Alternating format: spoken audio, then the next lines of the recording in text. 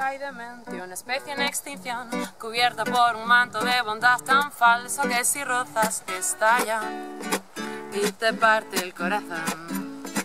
Soy caótica y demente, un escorpio sin control, cubierta por un manto de bondad tan frágil que si rozas estalla con 2 gotas de alcohol.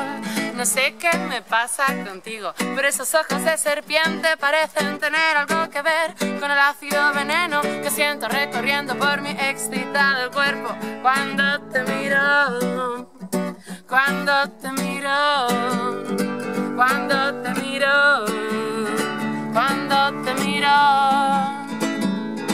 Una singular rayada mental crece en mí dementemente y evidentemente tengo miedo que adivines lo que pienso, porque estoy maquinando en mi cerebro la manera de empezar a devorarte lentamente y que no, y que no, y que no te dé tiempo a huir.